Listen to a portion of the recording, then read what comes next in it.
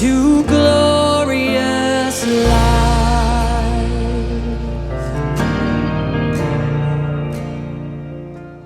Selamat pagi, Ibu, Bapak, Saudara-saudari sekalian. Tuhan mengasihi kita. Hari biasa ya, pagi ini kita mulai lagi di ibadah minggu pertama di bulan April. Sebentar kita akan menikmati perjamuan kudus. Perjamuan kudus kita pagi hari ini dengan roti dan cawan anggur. Jadi kalau saudara-saudari nanti mengambil bagian dari perjamuan kudus ini, saya harap kita siapkan juga sanitizer. Kalau nggak ada nanti kita berikan supaya higienis ya, lebih higienis. Haleluya, puji Tuhan, Tuhan baik, Tuhan baik, aman ya. Dan kebaikannya luar biasa. Kebaikan yang pertama yang kita terima ketika kita menerima Tuhan kita Yesus Kristus, ketika kita percaya bahwa Dia pergi ke Golgota, disalib, disiksa, menderita, mati di kayu salib, dan bangkit di hari yang ketiga untuk menebus segala dosa kita. Dan kita mau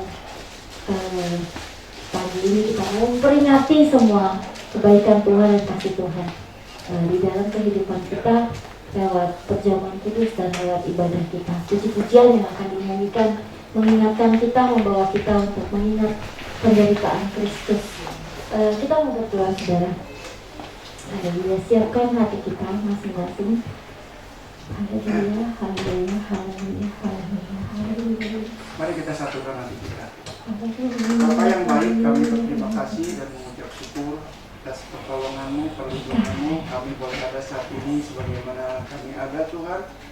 Kami boleh menikmati kasih Tuhan sepanjang perjalanan hidup kami, walaupun banyak rintangan, banyak godaan, banyak masalah yang kami hadapi. Tapi kami bersyukur hari ini kami boleh berkumpul untuk bersama-sama memuji menyembah Tuhan. Kami undang hadirat-Mu hadir di tengah-tengah kami, mengurapi kami, menjamah kami satu persatu sehingga kami mendapatkan sukacita dan damai sejahtera yang dari Tuhan. Kami menyerahkan seluruh ibadah ini ke dalam tangan Tuhan. Biarlah Tuhan yang menyiapkan apa yang menjadi kebutuhan kami supaya kami hidup sesuai dengan kehendak Tuhan.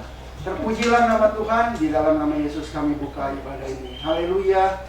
Amin. Amin. Amin. Mari saudara kita mau puji, mau tinggikan Tuhan kita, dan saudara, kuasa darahnya itu sampai saat ini masih berlaku, dan kita menyanyikan kemenangan bahwa iman kita akan membawa kemenangan kepada kemenangan. Amin. Haleluya.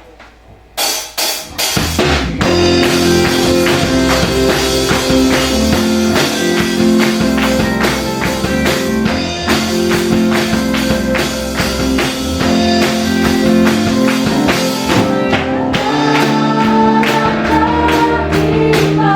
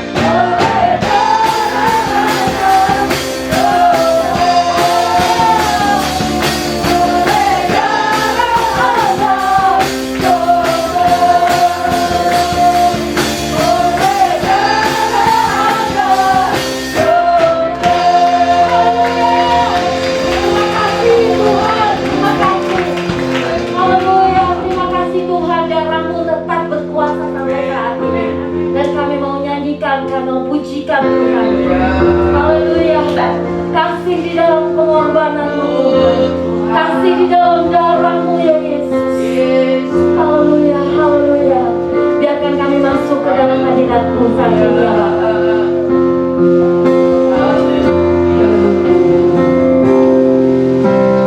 Saat ku masuk ke hadirat-Mu, bawa persembahan ke tempat kudus-Mu. Pujian ku naikkan, sembah ku berikan bagi-Mu Allah yang mulia. Kau layakkanku menghampirimu, melihat harta kemuliaan-Mu Tuhan. Pujian ku naikkan, sembah ku berikan bagi-Mu Allah yang mulia. Oleh kuasa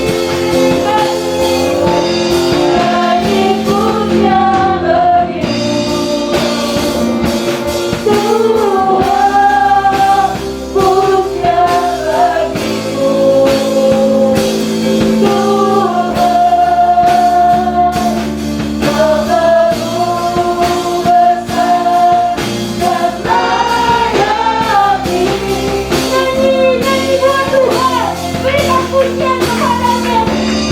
Mari pujian bagimu, Tuhan, pujian bagimu. Tuhan, berikan suara kita. Namamu besar,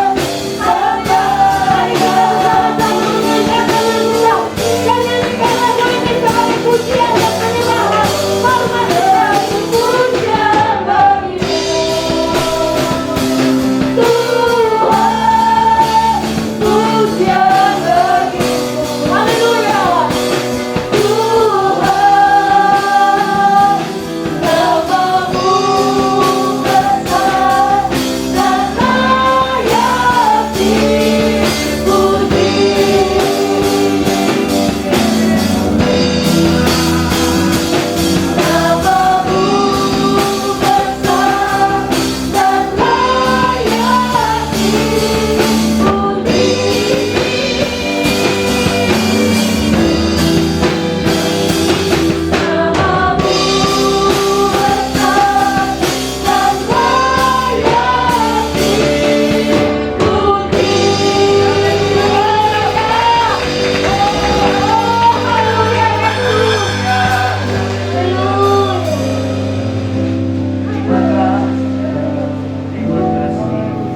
Mari kita persiapkan hati kita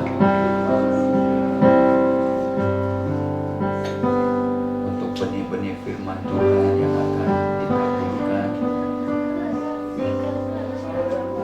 dan izinkan benih ini tumbuh di hati kita.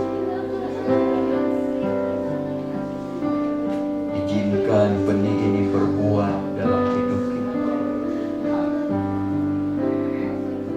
Izinkan Roh Kudus menjamah kita pada pagi hari. Izinkan Roh Kudus berbicara kepada kita. Haleluya. Siapkan hatimu, saudara, karena hatimu adalah tempat yang terbaik untuk semua kebenaran firman Tuhan. Terpuji-pujilah Kau di dalam nama Tuhan Yesus. Hamba menyerahkan pemberitaan firman ini, Roh Kudus, dalam tangan.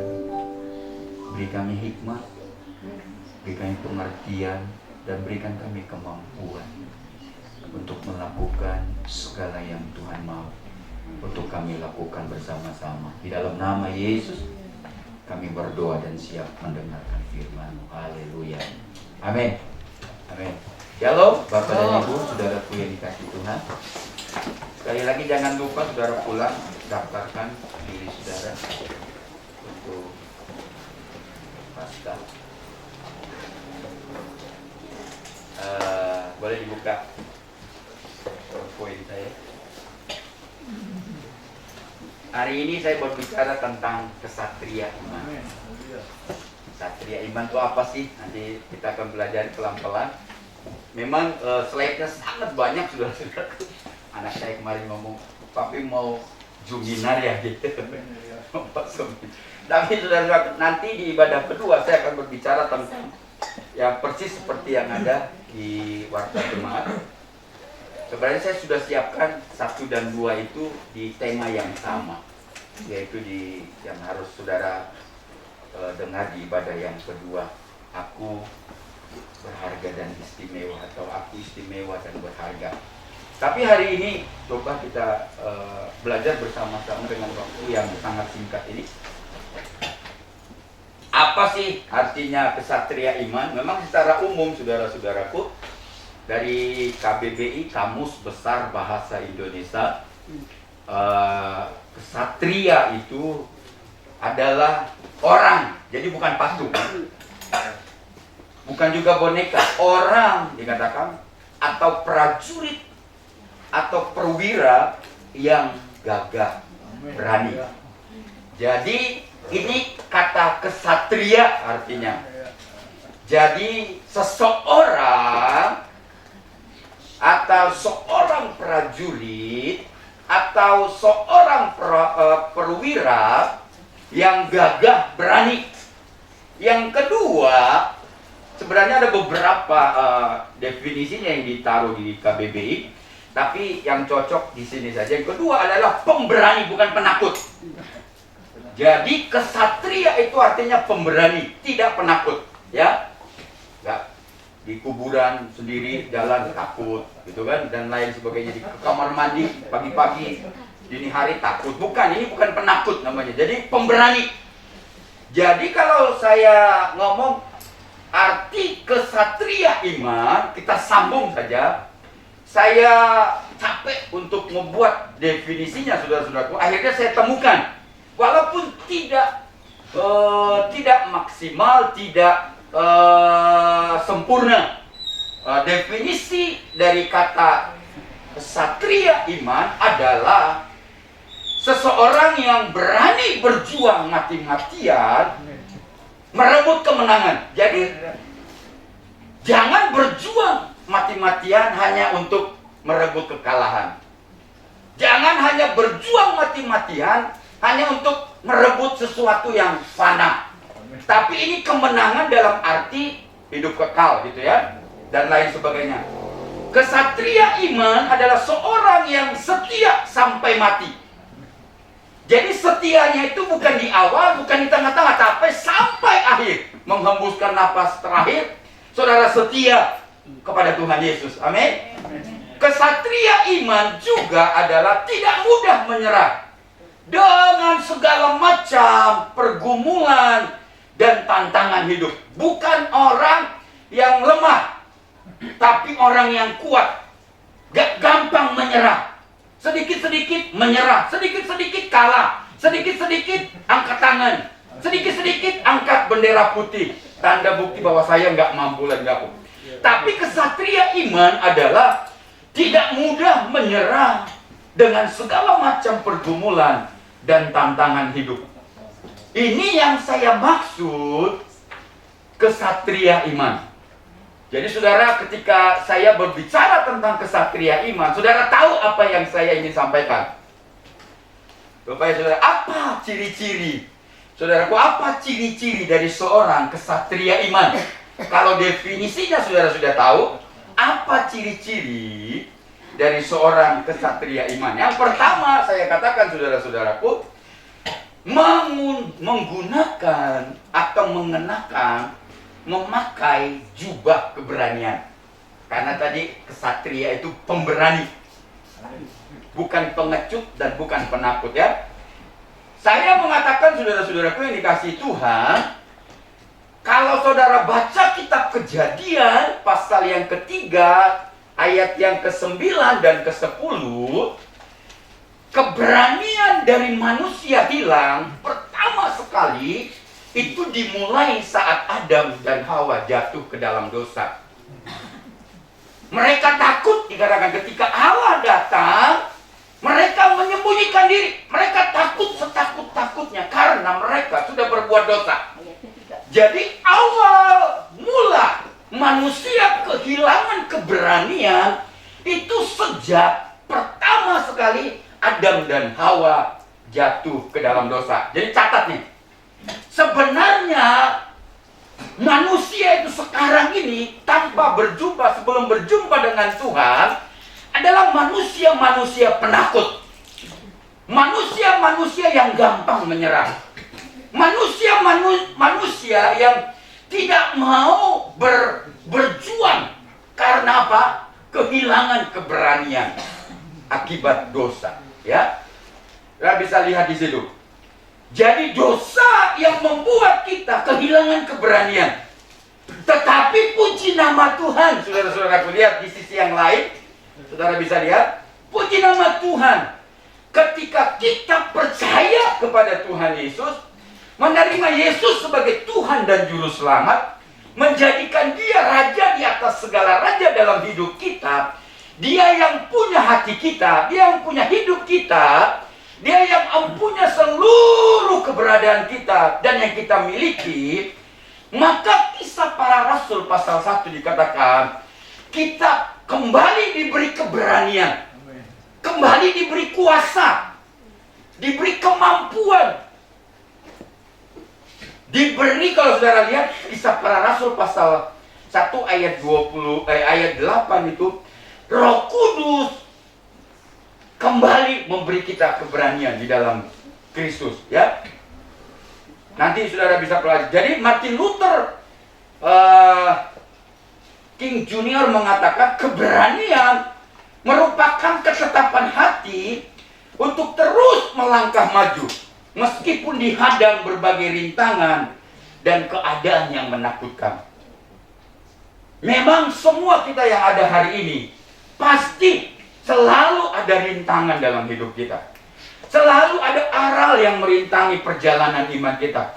Tetapi dikatakan orang yang seorang kesatria iman, dia harus terus maju. Dia harus terus melangkah, dia harus terus berjalan bersama dengan Tuhan. Walaupun ada banyak tantangan, rintangan yang menakutkan, saudara-saudara. Hal inilah yang perlu diingat tentang keberanian. Jadi lawan keberanian adalah apa? Ketakutan. Jadi Alkitab katakan Tuhan tidak memberi lagi di dalam Yesus. Tuhan tidak memberi roh ketakutan, tapi Dia memberi kita kuasa untuk terus menghadapi tantangan, rintangan, dan cobaan-cobaan yang ada di depan kita. Jadi saya katakan, saudara-saudaraku, keberanian dalam konteks khotbah saya pagi ini bukan kemampuan untuk mengalahkan lawan atau musuh, tapi lebih penekanannya lebih kemampuan untuk mengalahkan ketakutan yang ada di dalam diri kita. Karena banyak orang mempercayai ketakutan banyak orang mengatakan musuh penghambat terbesar dalam hidup kita adalah diri kita sendiri, bukan orang lain. Jadi kata keberanian di sini lebih kepada mengacu kepada kemampuan kita untuk mengalahkan ketakutan yang ada di dalam diri kita. Ketakutan itu akan melahirkan kekhawatiran. Kekhawatiran itu akan melahirkan putus asa. Putus asa itu akan melahirkan bla bla, bunuh diri lah, dan lain sebagainya. Oleh sebab itu, saudara-saudaraku, keberanian dalam konteks sekarang ini yang saya maksud adalah mengenakan jubah keberanian adalah kemampuan untuk mengalahkan ketakutan saya yang ada di dalam diri saya, untuk tetap percaya kepada Tuhan sekalipun hati dan pikiran saya dipenuhi oleh kekhawatiran dan keraguan. Jadi keberanian, sekali lagi, keberanian yang saya maksud di sini adalah kemampuan untuk mengalahkan ketakutan yang ada di dalam diri saya, untuk tetap percaya, untuk tetap menatap kepada Tuhan, untuk tetap melihat Tuhan, sekalipun hati dan pikiran saya itu dipenuhi oleh keraguan, dipenuhi oleh kekhawatiran. Tapi keraguan dan kekhawatiran itu tidak mengikat saya, membelenggu saya untuk tidak percaya kepada janji-janji Tuhan. Saya mengatakan di masa-masa sekarang banyak orang takut untuk mempercayakan hidupnya, untuk mempercayakan karirnya, saudara, untuk mempercayakan masa depannya, untuk mempercayakan kesuksesan dari studinya, untuk mempercayakan pekerjaannya, untuk mempercayakan usaha dan bisnisnya kepada Tuhan. Karena apa? Karena mereka menganggap bahwa kalau dipercayakan kepada Tuhan, dia tidak bisa melakukan hal-hal yang tidak berkenan kepada Tuhan. Pertanyaan saya ngomong gini, beranikah kita mempercayakan hidup kita, masa depan kita, bahkan sakit penyakit kita, pergumulan kita kepada Yesus Kristus? Jadi keberanian untuk percaya, bro. Contoh-contoh yang akan saya ambil dari tokoh-tokoh Alkitab ini akan menolong kita melihat apa itu maksud dari mengenakan jubah keberanian. Pertama, saudara lihat, saudara lihat saja, tulis ayat-ayatnya karena banyak slide-nya, jadi saya tidak akan membacakan semua ayat-ayat yang saudara saya khotbahkan ya. Saudara bisa lihat di situ. Contohnya Sadrak, Mesak, dan Abednego. Itu contoh keberanian. Saudara bisa baca di sana, saudara, Daniel, kitab Daniel pasal 3, 15 sampai 18 dikatakan, sekarang jika kamu bersedia demi kamu mendengar bunyi sangkakala, seruling, kecapi, rebana, gambus, serdam, dan berbagai-bagai jenis bunyi-bunyian, sujudlah menyembah patung yang kubuat itu.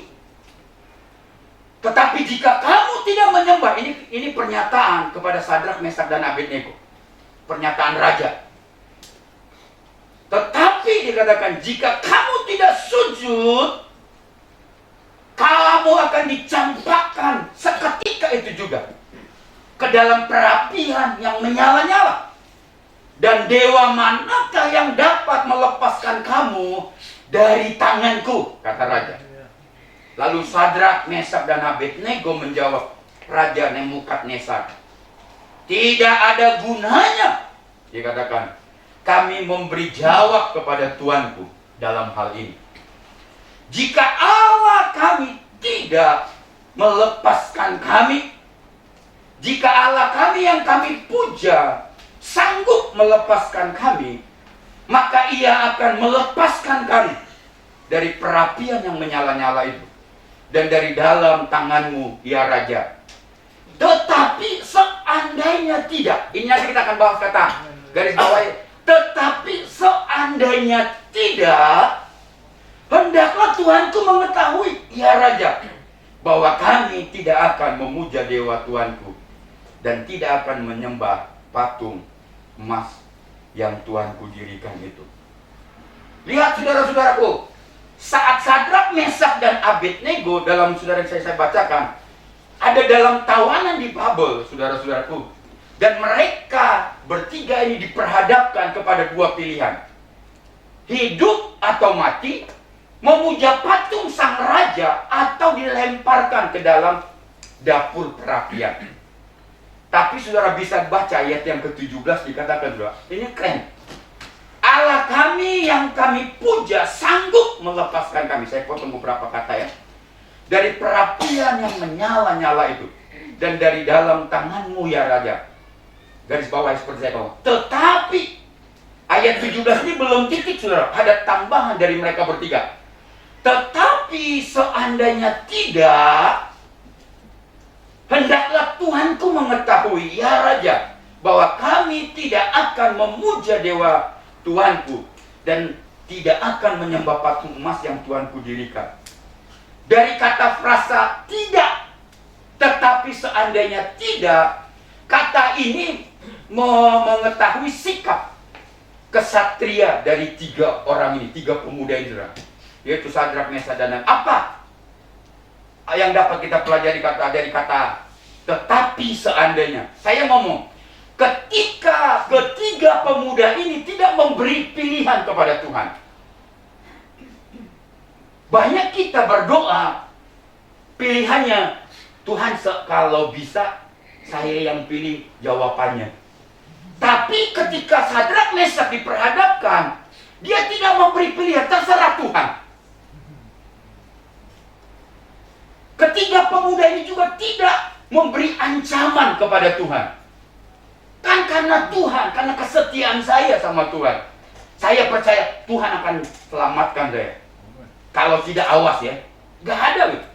Ketiga pemuda ini juga tidak malah memberi kebebasan kepada Tuhan untuk bertindak. Apakah Tuhan bersedia menolong Sadrak, Mesak, dan Abednego dari perapian yang menyala-nyala atau tidak? Itu tidak mengurangi kekaguman mereka bertiga kepada Tuhan. Karena kata tetapi seandainya tidak, apakah Tuhan mau menyatakan mujizatnya kepada Sadrak, Mesak, Abednego untuk melepaskan mereka dari perapian atau tidak? Saya katakan, tidak membuat mereka tidak meninggikan nama Tuhan. Tidak mengurangi hati mereka untuk menyembah Tuhan, untuk mengagumi nama Tuhan. Saya katakan, walaupun kata tetapi seandainya tidak, karena pilihannya diberikan secara bebas kepada Tuhan. Mau selamatkan saya atau tidak. Tapi Tuhan, Sadrak, Mesak, dan Abednego sudah ngomong, percaya Tuhan, saya tetap menyembah Tuhan. Saya tetap percaya kepada Tuhan. Saya tetap kagum sama Tuhan. Keren ya, saudara-saudaraku. Apakah Tuhan mau membebaskan Sadrak, Mesak, dan Abednego dari perapian yang menyala-nyala atau tidak? Itu tidak penting bagi Sadrak dan Abednego. Tidak membuat mereka tidak lagi menyembah dan memuja Tuhan. Sadrak, Mesak, dan Abednego, saya katakan, sudah berketetapan hati untuk tetap setia kepada Tuhan, tidak peduli dengan segala resikonya. Ketika pernyataan tetapi seandainya tidak,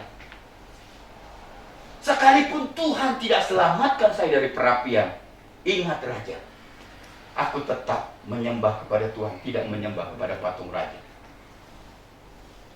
Ini pernyataan yang luar biasa. Ini contoh kesatria iman. Berani. Walaupun ada tantangan dan resiko di depannya. Bagaimana dengan kita? Ada yang mengatakan, Pak Kennedy, apakah Sadrak, Mesak, dan Abednego, Daniel dan Goliat itu modal nekat atau keberanian? Saudara, ini nekat atau berani, saudara? Nekat itu beda. Nekat itu kalau saudara, apakah si Sadrak, Mesak, dan Abednego ini sedang bermain dadu? Tahu ya main dadu ya? Dilempar, menang atau tidak, ya main judi lah, yang penting terserah Tuhan deh. Orang toh juga diperhadapkan begini. Saya ngomong, saudara-saudaraku, sebelum saudara bisa menjawab, saya memberikan beberapa. Nekat tidak sama dengan keberanian. Saudara bisa lihat tuh. Nekat itu berkemauan kuat dengan tidak berpikir panjang. Nekat itu, saudara-saudaraku, lagi karena putus harapan gitu ya. Hilang akal, tidak mau mengalah, ngotot. Nekat itu ngotot gitu ya, nggak mau ngalah, itu beda. Ini si Sadrak dan Mesak dan Abednego. Tapi keberanian, siapa? Siap sebenarnya untuk mengambil resiko atau bahaya. Berani, tak kenal takut. Percaya diri sekalipun menghadapi bahaya sulit dan menyakitkan. Jadi bukan nekat, bukan bermain dadu Sadrak, Mesak, dan Abednego, tapi dia yakin pilihan diserahkan kepada Tuhan. Apakah mereka bertiga diselamatkan atau tidak? Tapi Sadrak, Mesak, dan Abednego, message-nya, pesannya, dia tidak ragu akan Tuhan. Dia tetap mencintai dan mengasihi Tuhan. Tetap percaya kepada Tuhan. Tidak menghilangkan rasa bangganya punya Tuhan, saudara. Jadi saya katakan, kalau saudara nanti lihat, ini pernyataan saya juga, saya ngomong, orang yang memiliki keberanian ketika diuji tetap setia. Amin.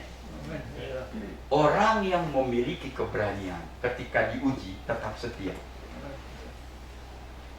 Saya tidak sedang berdoa supaya saudara masuk dalam dapur api. No. Tapi seorang kesatria iman, salah satu cirinya mengenakan jubah keberanian. Diuji tapi tetap setia. Dan itu dipertontonkan Sadrak, Mesak, dan Abednego sebagai teladan iman kita hari ini.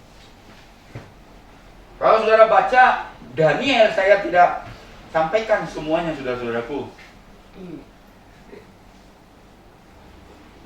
Daniel salah satu, nanti kalau saudara baca pasal tadi ada di atas, pasal yang ke-6 ayat 8 sampai 17.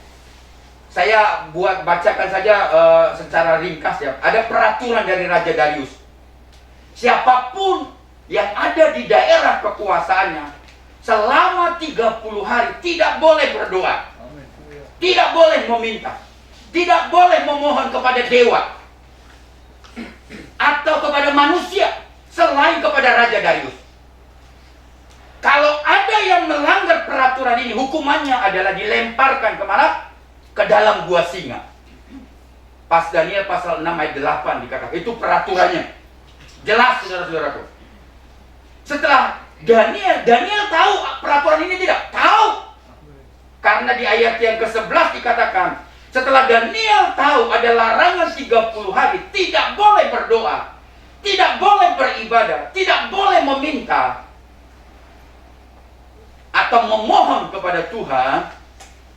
Apakah Daniel, kalau saudara-saudaraku, apakah Daniel lantas berhenti berdoa? Apakah Daniel lantas berhenti beribadah? Jawabannya sudah tahu, tidak. Yaitu pasal 6, Daniel pasal 6 ayat 11. Demi didengar Daniel dikatakan bahwa surat perintah itu telah dibuat, pergilah ia ke rumahnya. Dalam kamar atasnya ada tingkap-tingkap yang terbuka ke arah Yerusalem. 3 kali sehari ia berlutut, berdoa, serta memuji Allahnya. Seperti yang biasa dilakukan. Artinya, ayat ini mengatakan tidak ada perubahan sikap. Tidak ada perubahan iman dari seorang yang bernama Daniel. Walaupun dia tahu resikonya.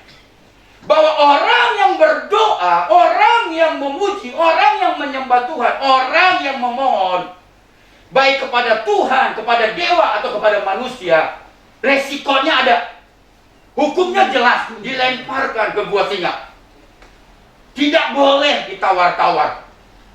Tetapi, lihat ini, pribadi dari seorang kesatria iman. Tetapi Daniel tidak mengurangi jam doanya. Tidak mengurangi jam ibadahnya. Tidak mengurangi, kalau konteks sekarang, tidak mengurangi penyembahannya. Tidak mengurangi pelayanannya. Tidak mengurangi hal-hal yang rohani dalam hidupnya. Apa yang terjadi? Benar, saudara-saudara. Terjadi adalah ayat 17. Lalu diambillah Daniel dan dilemparkan ke dalam gua singa. Artinya ketahuan bahwa Daniel ini melanggar titahnya raja. Dan hukumnya jelas, dilemparkan ke dalam gua singa. Kita tahu semua, Daniel diselamatkan.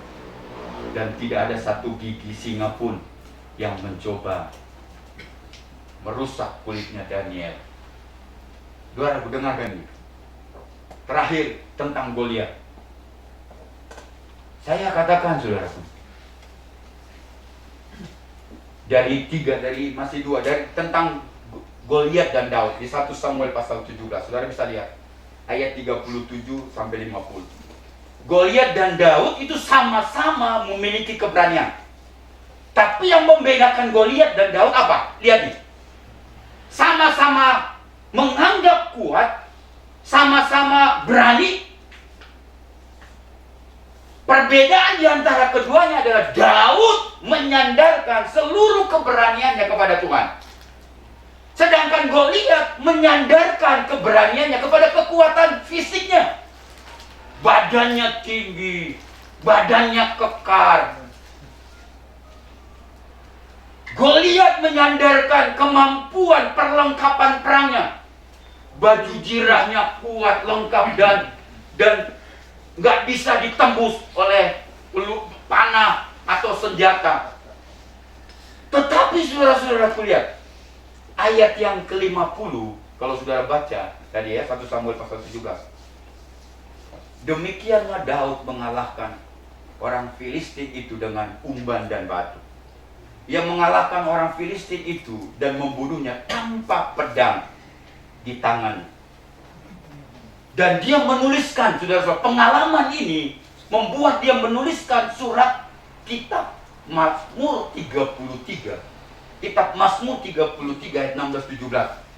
Seorang raja tidak akan selamat oleh besarnya kuasa.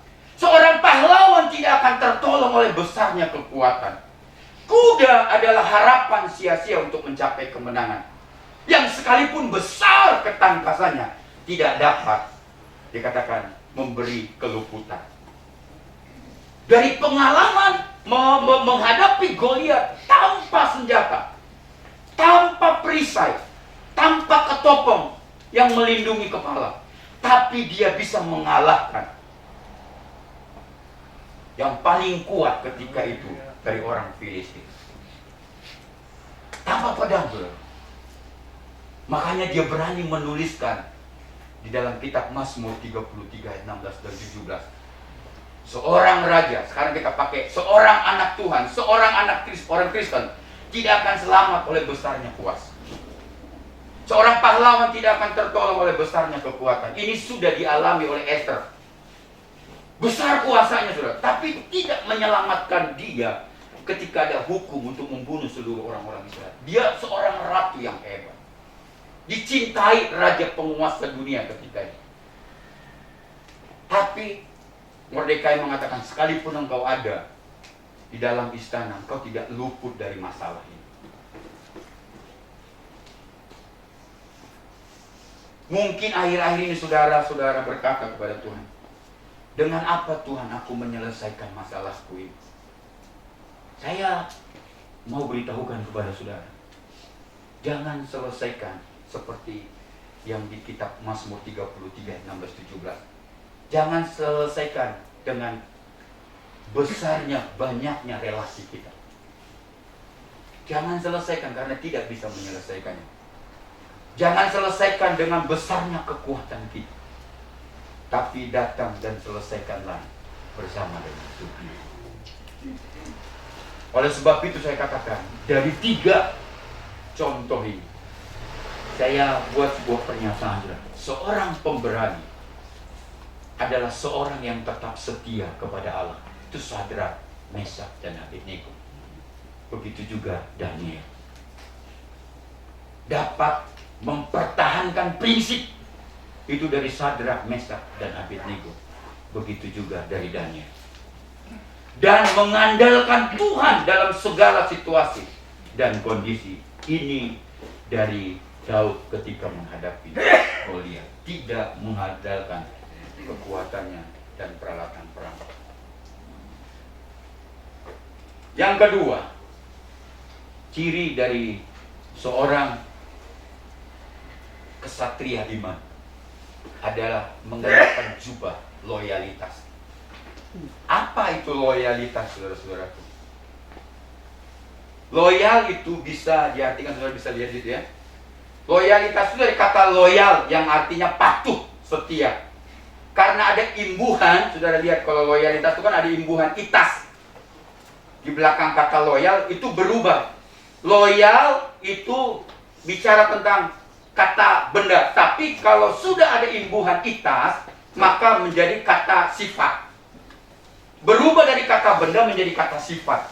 Maka kata loyalitas bisa diartikan sebagai kepatuhan, kesetiaan.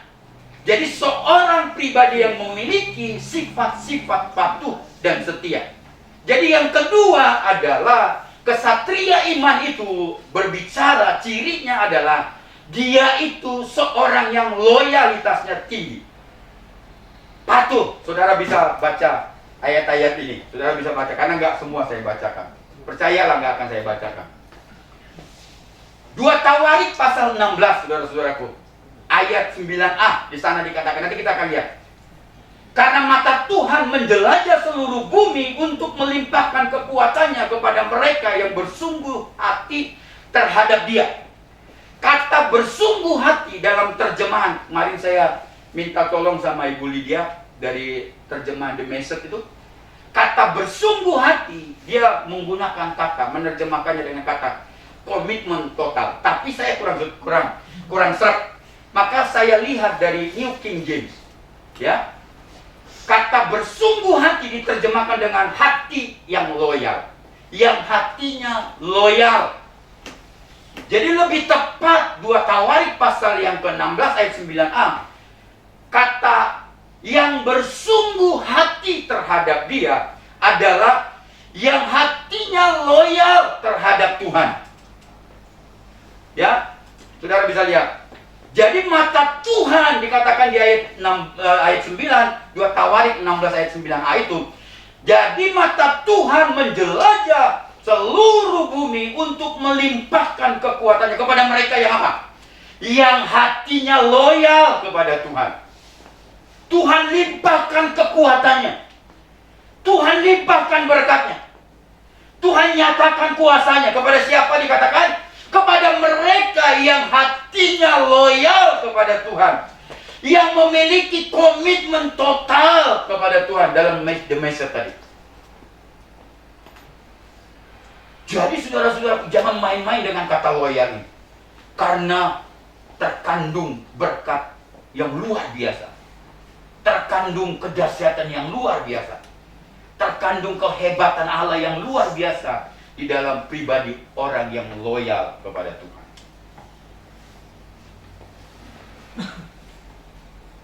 Saudara bisa baca Ulangan pasal 3 ayat 14. Tuhan, ini kata-kata loyal, saudara.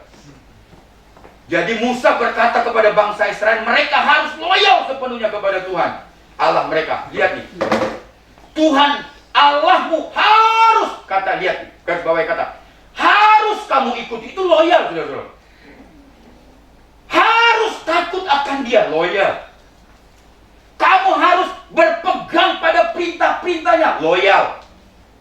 Suaranya harus kamu dengar, itu bicara tentang loyalitas. Kepadanya kamu harus berbakti dan berpaut sepenuh. Itu loyal, saudara. Kepadanya harus kamu berbakti dan berpaut. Itu bicara tentang loyalitas. Jadi ciri dari seorang loyalitas adalah mengikuti Tuhan, takut akan Tuhan, berpegang pada perintahnya, mendengar suaranya, berbakti dan berpaut hanya kepada Tuhan. Itu seorang yang loyalitas. Kalau dari Yakobus sudah baca, Yakobus pasal 4, di situ lihat tuh ayat 445. Hai kamu orang-orang yang setia, dikatakan dari Yakobus ini, saudara-saudaraku, saudara bisa lihat. Yakobus pasal 4 ayat 45, Roma pasal 12 ayat 2 dikatakan jangan kamu serupa. Ayat Yakobus 4 ayat 45 dikatakan hai kamu orang-orang setia, orang-orang yang loyal. Dikatakan jangan hidup serupa, jangan bersahabat dengan dunia. Orang yang loyal itu tidak mempautkan hatinya kepada dunia, tidak membangun hubungan relasi bersahabat dengan dunia. Orang yang loyal kepada Tuhan itu bersahabat hanya kepada Tuhan. Gak mau serupa. Orang yang loyal itu gak mau serupa dengan dunia, tapi serupa dengan Allah yang dia sembah. Itu loyal, saudara. Loyal juga kata Yesus di Matius pasal yang ke-10. Saya tidak baca di situ, saya tidak buat. Ayat 37 dikatakan barang siapa mengasihi bapa dan ibunya lebih daripadaku, ia tidak layak bagiku. Dan barang siapa mengasihi anaknya laki-laki atau perempuan lebih daripadaku, ia tidak layak bagiku. Saudara, ini bicara tentang loyalitas dan totalitas. Mau percaya, kalau sudah percaya, ngikut Tuhan Yesus dikatakan. Secintanya, sesayangnya kita kepada anak, harus lebih sayang kepada Allah. Itu loyal dan totalitas. Dia ngomong, saya harap saudara bisa lebih mengerti. Jadi baik dari surat Yakobus, surat Yohanes, surat Roma, Injil Matius, ketiganya berbicara tentang loyalitas dan totalitas. Jadi siapapun kita pagi ini yang mau ikut Tuhan, kudu wajib loyal dan total kepada Dia. Gak ada yang lain. Ketika seseorang loyal kepada atasannya, baik saat dia bekerja, saat dia melayani, maka orang itu pasti diberkati oleh Tuhan. Lihat, orang yang loyal itu, saudara-saudaraku, dengar, dia dapat dipercaya.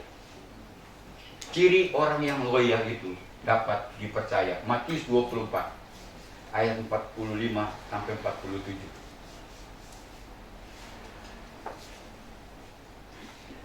Yang kedua, orang yang loyal itu, saudara-saudaraku, dapat diandalkan.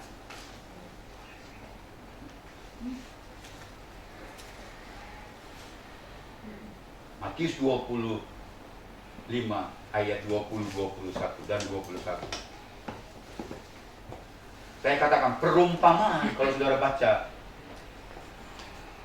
dapat loyal itu dapat dipercaya, saudara. Perumpamaan dalam Matius 24:45-47 menjelaskan tentang seorang hamba yang layak dipercaya. Jadi kualitas seorang yang dapat dipercaya itu, saudara-saudaraku, ayat 45-47. Produktivitas kerjanya itu tinggi walaupun, saudara lihat, walaupun tidak ada pengawasan. Kalau dia kerja di sebuah perusahaan, nggak mengurangi produktivitasnya, kerjanya itu. Itu makanya dia layak dipercaya. Bekerja tanpa merasa paksaan. Saudara baca ayat-ayat itu.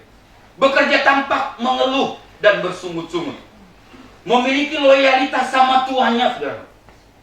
Memiliki loyalitas pada tanggung jawab. Dan memiliki ketekunan yang sungguh. Itu ciri dari orang yang dapat dipercaya. Dan seorang yang loyalitas. Dapat diandalkan, saudara bisa lihat. Waduh, luar biasa.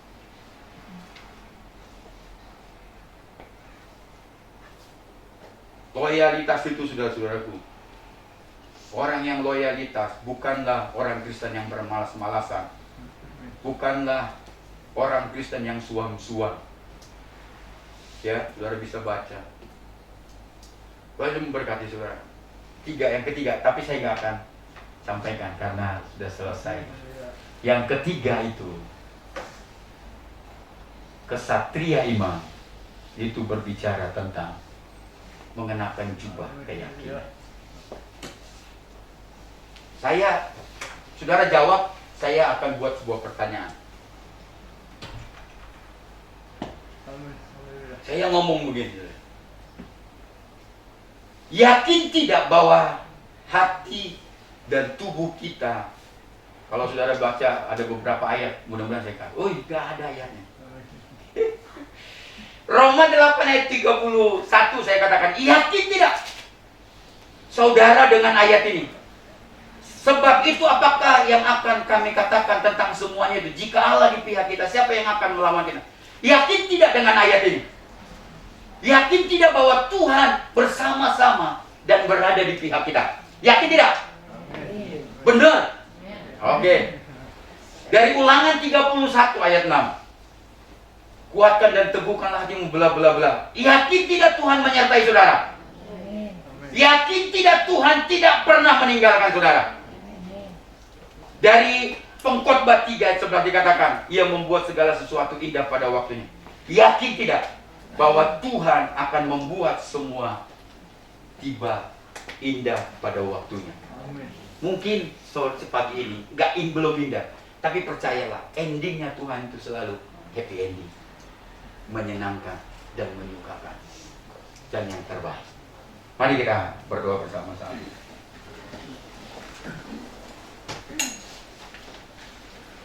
Haleluya. Mari angkat tangan saudara-saudara, kita akan tutup ibadah kita hari ini.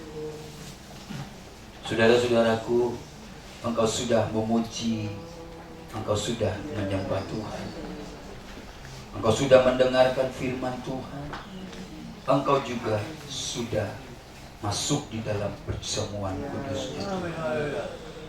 Tuhan sudah memberkati engkau. Tuhan sudah menyatakan hatinya kepadamu. Lakukanlah, tetaplah setia, sekalipun persoalan, masalah, tantangan, rintangan, cobaan mungkin silih berganti hingga atau datang kita alami dalam hidup kita.